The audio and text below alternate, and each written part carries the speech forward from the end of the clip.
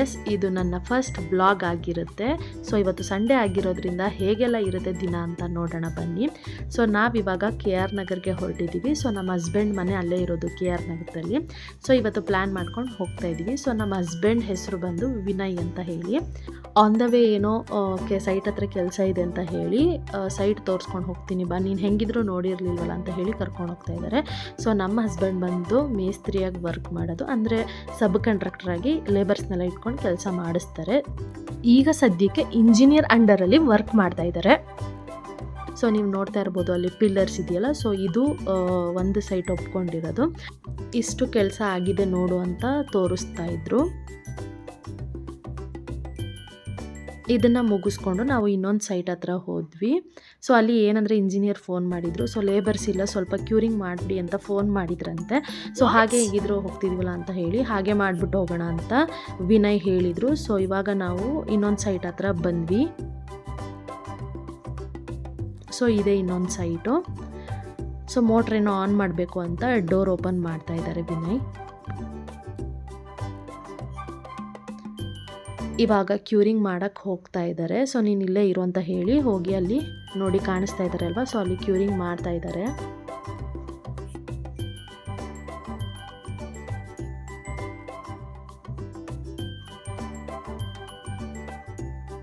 And S finally ಇವಾಗ ನಾವು ಕೆಲಸ ಎಲ್ಲ ಮುಗಿಸ್ಕೊಂಡು ನಾವು ಕೆ ಆರ್ ನಗರ ಹೊರಟ್ವಿ. ನಾವು ಹೋಗ್ತಾ ಮೇನ್ ರೋಡಲ್ಲಿ ಹೋಗಲಿಲ್ಲ. ಸೊ ಇನ್ನೊಂದು ರೂಟ್ ಬರುತ್ತೆ ಕೆ ಆರ್ ನಗರಕ್ಕೆ ಹೋಗೋಕ್ಕೆ, ಆ ರೂಟಲ್ಲಿ ನಾವು ಬಂದ್ವಿ. ಆನ್ ದ ವೇ ಹೋಗ್ತಾ ಸಾಗರಕಟ್ಟೆ ಬ್ರಿಡ್ಜ್ ಅಂತ ಸಿಗುತ್ತೆ, ತುಂಬಾ ಚೆನ್ನಾಗಿರುತ್ತೆ. ಅಂದರೆ ಸುತ್ತಮುತ್ತ ಫುಲ್ ನೀರಿರುತ್ತೆ. ಸೊ ಇಲ್ಲಿ ಸನ್ಸೆಟ್ ವ್ಯೂ ನೋಡ್ಬೋದು, ಮತ್ತು ಬೋಟ್ಸಲ್ಲಿ ರೌಂಡ್ಸ್ ಹೋಗ್ಬೋದು, ಫಿಶಿಂಗ್ ಕೂಡ ಮಾಡ್ತಾರೆ.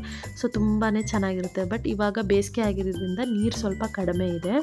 ಮಳೆಗಾಲದಲ್ಲಂತೂ ಇನ್ನೂ ತುಂಬ ಚೆನ್ನಾಗಿ ಕಾಣ್ತಾ ಇರುತ್ತೆ ನೀರು ನೋಡೋಕ್ಕೆ. ಎಸ್, ನಾವಿವಾಗ ಕೆ ಆರ್ ನಗರ ರೀಚ್ ಆದ್ವಿ ಆ್ಯಂಡ್ ಮನೆ ಹತ್ರ ಹೋಗ್ತಾ ಇದ್ದೀವಿ. ಆ್ಯಂಡ್ ಫೈನಲಿ ನಾವು ಮನೆ ರೀಚ್ ಆದ್ವಿ. ಎಸ್, ವಿನಯ್ ಕೂತಿದ್ದಾರೆ. ಸೊ ಅವ್ರ ಅಕ್ಕನ ಮಗಳು ಹಾಗೆ ಕೂತಿದ್ಲು. ನಾನು ನಮ್ಮ ಅತ್ತೆಗೆ ಎಗ್ ರೈಸ್ ಮಾಡಿ ಅಂತ ಹೇಳಿದ್ದೆ. ಸೊ ಅವರು ಕೂಡ ಮಾಡ್ತಾಯಿದ್ದಾರೆ. ಹಾಗೆ ಮಾತಾಡ್ಕೊಂಡು ನಿಂತಿದ್ವಿ. ಹಾಗೆ ವಿನಯ್ ಅವ್ರ ಅಕ್ಕನ ಮಕ್ಕಳು ಹಾಗೆ ನಿಂತಿದ್ರು. ಸೊ ಇವಾಗ ಫೈನಲಿ ಎಲ್ಲರೂ ಕೂತ್ಕೊಂಡು ತಿಂಡಿ ತಿಂತಾ ಇದ್ದೀವಿ. ಆ್ಯಂಡ್ ಇವತ್ತು ವಿನಯ್ ಅವ್ರ ಫ್ರೆಂಡ್ದು ಒಂದು ಫಂಕ್ಷನ್ ಇತ್ತು. ಸೊ ಹೋಗೋಣ ಅಂತ ಹೊರಟಿದ್ದೀವಿ. ಸೊ ಸಾಲಿಗ್ರಾಮದಲ್ಲಿ ಫಂಕ್ಷನ್ ಇದ್ದಿದ್ದು. ಸೊ ಫೈನಲಿ ನಾವು ಸಾಲಿಗ್ರಾಮಕ್ಕೆ ರೀಚ್ ಆದ್ವಿ.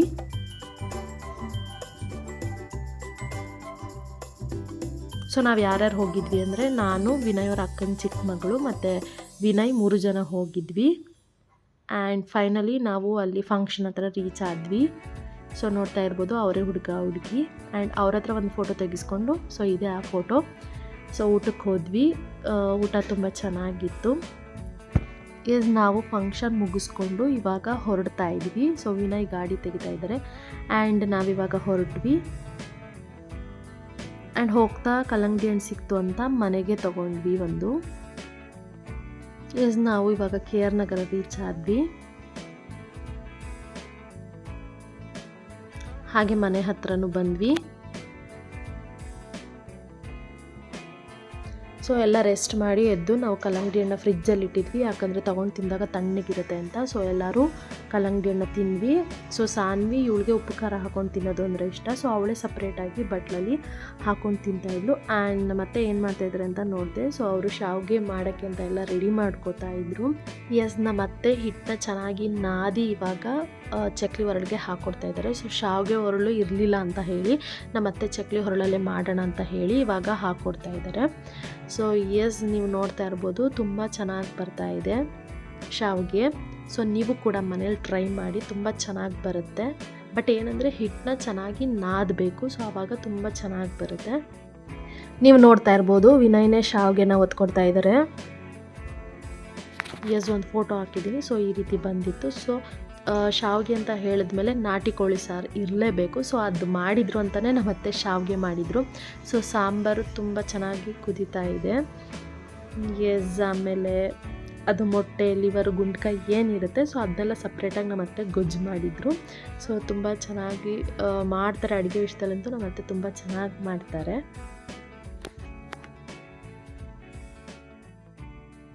ಆ್ಯಂಡ್ ಫೈನಲಿ ಇವಾಗ ನಾವೆಲ್ಲ ಹಾಲಲ್ಲಿ ಇಟ್ಕೊಂಡು ಇವಾಗ ಊಟ ಮಾಡೋಕ್ಕೆ ಅಂತ ಎಲ್ಲರೂ ಕೂತ್ಕೋತಾ ಇದ್ವಿ. ಸೊ ನಮ್ಮ ಅತ್ತೆ ಹಾಗೆ ಬಡಿಸ್ಕೊಡ್ತಾಯಿದ್ರು ಎಲ್ಲರಿಗೂ.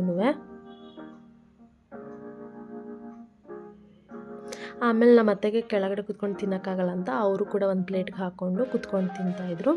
ಆ್ಯಂಡ್ ಫೈನಲಿ ಒಟ್ಟಿಗೆ ಎಲ್ಲರೂ ಊಟ ಮಾಡಿದ್ವಿ. ಆ್ಯಂಡ್ ವಿನಯ್ದು ಮೈಸೂರಿಂದ ಬರ್ತಾ ಏನೋ ಗಾಡಿ ಪ್ರಾಬ್ಲಮ್ ಆಗಿದೆ ಅಂತ ಚೆಕ್ ಮಾಡ್ತಾಯಿದ್ರು. ನಾವು ಎಲ್ಲ ಹಾಗೆ ಹೊರಗಡೆ ಕುತ್ಕೊಂಡು ಟೈಮ್ ಪಾಸ್ ಮಾಡ್ತಾಯಿದ್ವಿ. ಸೊ ನಾನು ಕೂಡ ಹಾಗೆ ಕೂತಿದ್ದೆ.